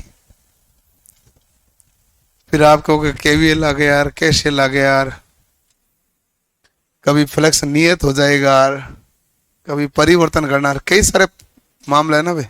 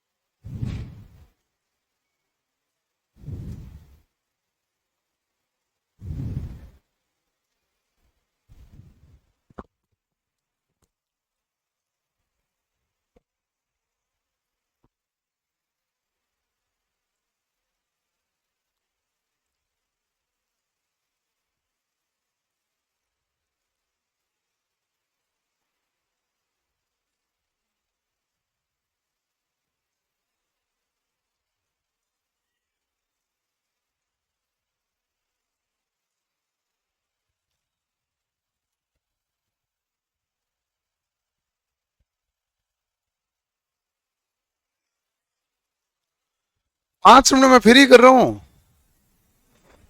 तो इतना क्यों टेंशन ले। नो लोड अभिलक्षण हो गया। इस नो लोड अभिलक्षण का एक नाम मैं ये भी दे दो, चुंबकीय अभिलक्षण, क्योंकि चुंबकीय गुणों के बारे में स्टडी हुई है, यहां पर देख लो, केवल फ्लक्स के बारे में स्टडी कर पाए। धारा बढ़ रही है, पहले फ्लक्स बढ़ रहा था, बाद में धारा बढ़ी, लेकिन फ्लक्स क्या हो गया, नियत। तो ये कौन सा अभिलक्षण है, चुंबकीय अभिलक्षण। नो लोड अभिलक्षण में परिपथ कैसा है? खुला।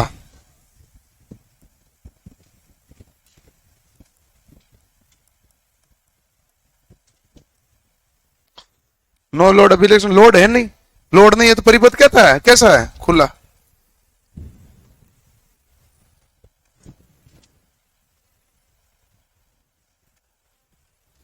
ईजी का मतलब जनरेटिव वोल्टेज, बिल्कुल ईजी का मतलब है जनरेटिव वोल्टेज।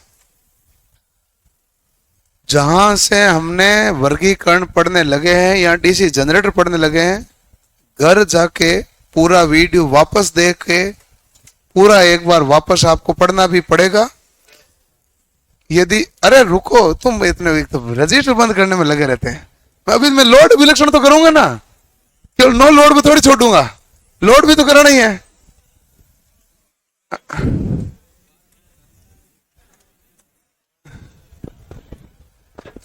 तो ये वापस 2 बार देखना, क्योंकि जनरेटर की कंडीशन है, मैंने आपको स्टार्टिंग से कहते के आ रहा हूं कि डीसी मशीन तक पार्ट्स तक तो ठीक है, आगे मामला अच्छा लेवल का आ जाता है। सवाल जो बढ़ा रहे हैं, घटा रहे हैं, नियत हो रहे हैं, सवाल सारे यही होते हैं। हाँ,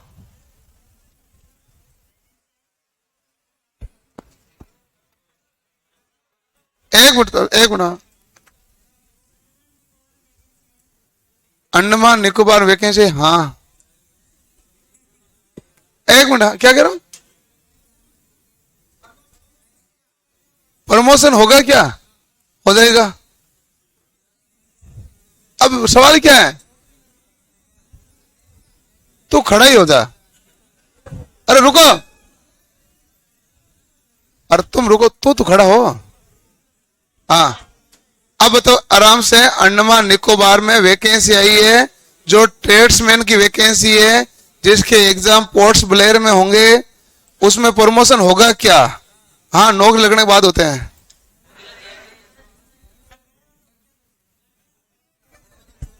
अरे चुप रहो ना एक तो। हाँ होगा। अब क्या करना है? मैंने उस वैकेंसी के बारे में कमेंट ज्यादा आए थे, तब मैंने बताया था, और मैंने यूट्यूब पे बताया, तभी मैंने ये बताया था, जिसकी ऐसा इच्छा है कि मैं अंडमान निकोबार जा सकता हूं, मैं वहां रह सकता हूं, मुझे तो किसी भी हालत में नौकरी चाहिए, वही फार्म भरें, बाकी परीक्षा सेंटर भी वहीं आएगा, और नहीं जा सकते तो माथा फोड़ी करना मत। ये मैंने उसमें बता दिया था, उस दिन मैंने बता भी दिया था। मैंने कहा क्या है कि वैकेंसी आती है तो बहुत ज्यादा कमेंट आ जाते हैं। अब रुको भाई, अगली हेडिंग डालो, हेडिंग डालो लोड अभिलक्षण।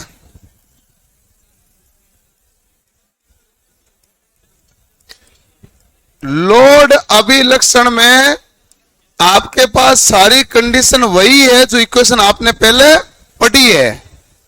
अभी आपने देखा था, यहां पर चुंबकीय फ्लक्स है, यहां पर सप्लाई वोल्टेज है, यहां पर आर ए का मान है, यहां पर आर्मेचर है, यहां पर लोड का रेजिस्टेंस है। यही आपने सब कुछ देखा ना भाई।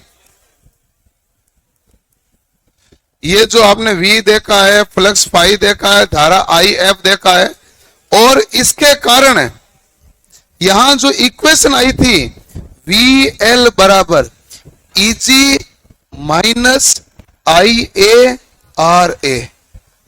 अब एक बात समझना सावधानी से, इक्वेशन यही है, इस इक्वेशन से ग्राफ बनेगा। तो ये हमारे पास लोड वोल्टेज, लोड अभिलक्षण है ना, VL तथा IL के बीच है। लोड तो यही होता है, VL तथा IL के बीच। अब देखो VL और IL के बीच कैसे है कि जैसे जैसे हम लोड की धारा बढ़ाएंगे, आप जानते हैं लोड की धारा और आर्मेचर की धारा क्या होती है? सेम। यदि मान लो ये हमारे पास होता ही नहीं, IARA होता ही नहीं, तो बताओ VL बराबर क्या आ जाता है? EG। तो आपका यही मानना है कि VL बराबर EG आ जाता। कब आ जाता?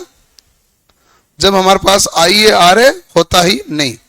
तो VL बराबर क्या आ जाता? EG।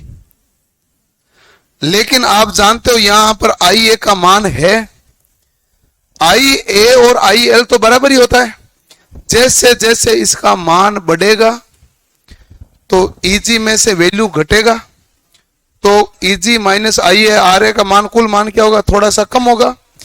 और ये ग्राफ है जो ऐसे आएगा तिरछा। पूछा ये इतना कम क्यों हुआ, तो आप कहेंगे आई ए आर ए के कारण। मैं कहता हूं आई ए आर ए होता ही नहीं तो सीधी लाइन आती कि नहीं आती, वी एल बराबर क्या बन जाता है, ईजी। लेकिन आई ए आर है तो थोड़ा सा क्या आएगा भाई, वोल्टेज का मान थोड़ा घटेगा। जब वोल्टेज का मान थोड़ा सा घटता है तो इस अभिलक्षण को बोला जाता है डूपिंग अभिलक्षण। डूपिंग अभिलक्षण, डूपिंग अभिलक्षण किसको बोला जाता है, जिसमें आउटपुट में थोड़ा सा परिवर्तन हो।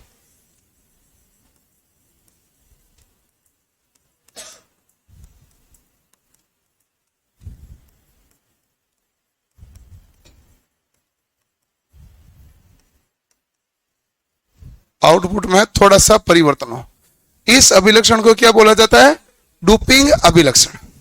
ठीक है ना, इस अभिलक्षण को क्या बोला जाता है भाई, डूपिंग। डूपिंग क्यों बोला, क्योंकि वोल्टेज का मान थोड़ा सा घटा, थोड़ा सा घटेगा तो कौन सा अभिलक्षण आएगा, डूपिंग। और ये ग्राफ बना लो, ये सवाल पूछा हुआ भी रहता है। इक्वेशन तो वो वही है जो पहले हमने देखी है, वी एल बराबर E G minus I A R ए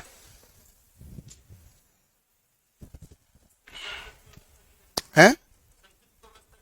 इसमें संतृप्तता का मामला ही नहीं बनता ना, क्योंकि ईजी का मामला तो फिक्स है। अब देखो जैसे जैसे धारा बढ़ोगे तो आई ए का मान बढ़ेगा, तो आई ए आर ए का ड्रॉप होगा, जिसके कारण कुल आउटपुट वोल्टेज क्या होगा, घटेगा। वो इसलिए यहां संतृप्तता का मामला नहीं है, इसलिए तो यहां पर बहुत सारे ग्राफ देखने पड़ेंगे। ये हमने देख लिया बाह्य उत्तेजना का मामला।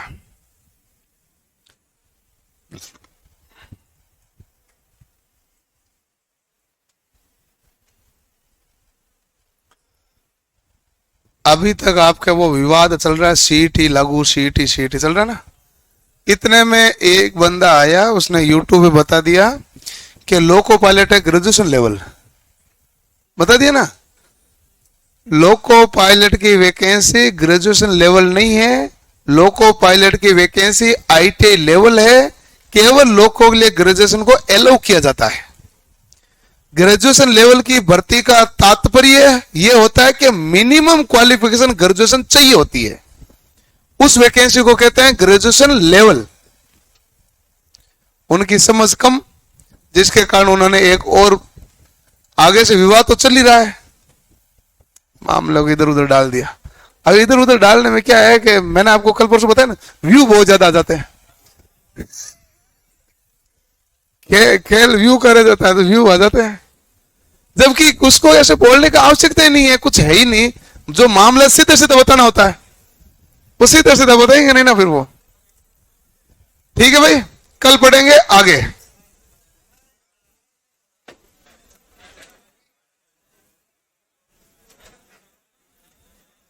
कौन है वो लड़का, फोटो दिखाओ,